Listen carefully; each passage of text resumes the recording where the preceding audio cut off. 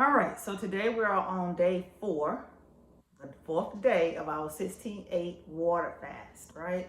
So if you haven't jumped into the fasting yet, I highly suggest you do so. If you don't know who I am, I'm Dr. Sheba Quinn, owner of the Liberated Kitchen, where I work with African American families to help them reverse illnesses and diabetes, illnesses such as type 2 diabetes, autoimmune diseases, and help give them some resources into helping them with cancer, fighting off cancer.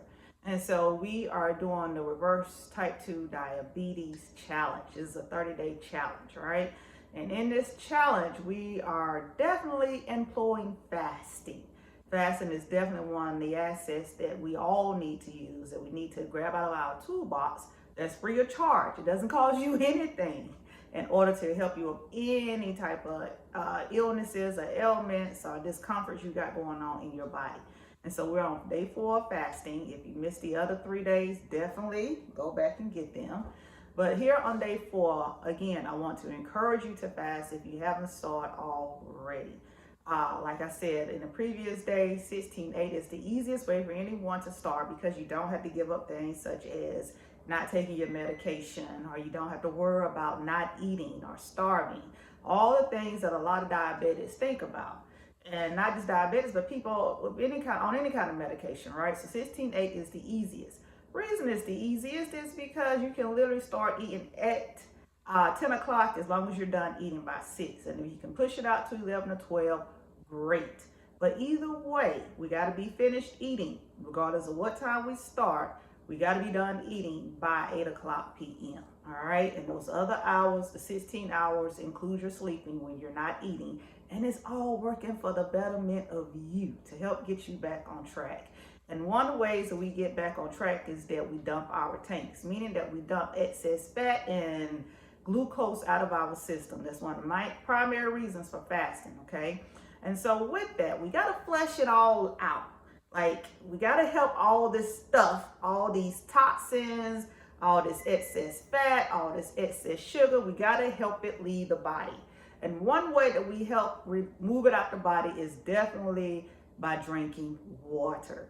Yes, today we're talking about drinking water. Before I start taking things away from your daily nutrition, I want to add some things to you first, okay? So we're still building. I have not told you to stop eating this and stop eating that. I haven't told you to stop eating anything. All I've shared with you so far is the things that you can do to add value to your life, okay? And then here we're adding water. So you need to be drinking at least half your body weight in water. I know somebody probably done told you that before, and you done found every reason possible not to drink water. Trust me, I don't like drinking water either, but you got to, okay? And the reason you got to is because, like I said, you got to flush all these toxins out your body. When you are fasting, the main thing that you are releasing is toxins, excess fat, and excess glucose. And it's got to find a way out. And the only way that we alleviate these things out of our bodies is through the process of elimination. How do our bodies eliminate? They eliminate definitely by going to the bathroom. So water is going to help you go to the bathroom more often, flush the stuff out that you don't need, right? You relieve these toxins through sweating, okay? Again, when you sweat, water comes out your pores, right? And so, again, that's a process of elimination that we definitely got to tap into. Me, myself, I don't sweat very well. So, therefore, I have to drink even more water. I drink about 1 gallon of water a day, close to it, as close as I can get. And I also sit in the sauna to help me perspire because I have a hard time with that. And that was one of the reasons that my lymphatic system was clogged up, is because I don't sweat too well. So you know these things about yourself, then you got to drink more water. You got to put yourself in an environment so that you can sweat, all right? And the other way that our body release toxins and all the things that we don't need is through by breathing, okay? So when you breathe, you actually release toxins. Now there's a whole scientific, situation going on behind all this. I'm not going to go through all that with you. If we work deeper as a one-on-one coaching and consultant type of situation, then hey, we can go as deep as you want to. But for the purpose of this challenge, and the people that I know, they really ain't concerned about the science. They just want to know how they can get better. So I'm telling you how you can get better, right? And how you get better is by drinking water. That's step one. Add some water. Whatever your body weight is, everyone's weight is different.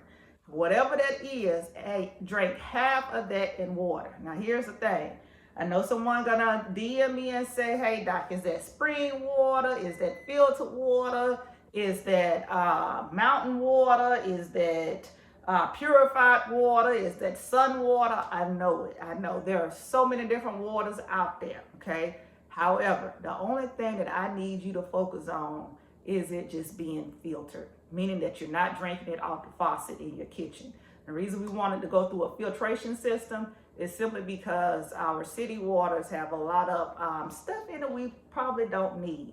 And even though we can't get a 100% pure through, a filter, it is better than what it was. Now, if you want to do spring water, that's great. If you want to do, alkaline water, all those waters, that's fine. If you want to do sun water, whatever. But for the average person, right?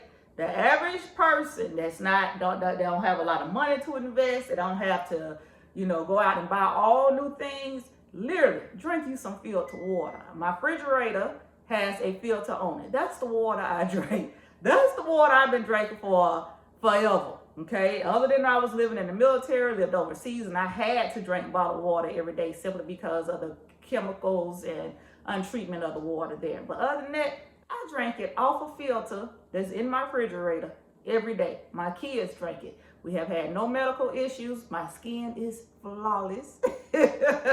And so I'm simply telling you, it works well. But if you want to go take that extra measure and do all the things, then go for it. All right? Make it happen. Now remember, let's talk about this water. Remember, during the hours that you're fasting, you cannot add anything to your water except for salt or lemon. Okay? Salt or lemon, that's it. So, whatever hours you're fasting, if you don't eat your first meal till 10 o'clock, then during the hours of your awakening and up to 10 o'clock, the only thing you can have in your water is salt or lemon. That's it. Why? Because salt helps cleanse your blood, and it helps wake up your organs, and lemon do the same thing, okay? Lemon is acid, all right? So it helps clean out your cells, all right? And so that's all you can have. Now, after you start your fast, after you break your fast, if you're breaking your fast at 10 o'clock, at 11 o'clock, at 12 o'clock, you can put whatever the hell you want to in your water. You can put cucumbers in your water. You can put mint in your water. You can put fruit in your water. I don't care. Put whatever you want to in your water when you break your fast. But until you break your fast, your water got to be clean. Okay? Because what happens if it's not is that it breaks your fast. And you don't want to break your fast. All right? Because your reason you're fasting is to eliminate these toxins and stuff from your body. And once your brain realizes that it's got something sweet coming in, that it's got something tasty coming in, then it automatically starts preparing your body to receive it. And even if you're not trying to break your fast, it's going to solicit that your fast be broken, because your body is going to start producing and preparing itself for glucose. All right. So just like, hey, business is anything else. It's a matter of the brain. All right. It's all in the mind. So therefore, you have to treat the mind. Okay. So if you're not ready to break your fast, don't put nothing in your water. Now, I know somebody's probably saying, Doc, I cannot drink water plain. I hate water already and I can't drink it plain. I get it. And to you, I say, hey, don't drink water until 10 o'clock. Don't drink water till 11. Don't drink water till 12. Don't drink it until you're ready to break your fast, right? Until you're ready to break your fast, don't drink water if you got to have something in it. Just be mindful that when you do drink between your 8 hours, be it that is 10 to 6, 11 to 7, or 12 to 8, just be mindful you got to drink half your body weight in water. And for most people, most people, that's going to be about 100 ounces of water. That's going to be about 150 ounces of water for someone that's on the bigger end. All right. That's going to be about 80 ounces of water for someone on the smaller end. And if you have kids, it's the same for them. They need to be drinking half their body weight in ounces. Okay.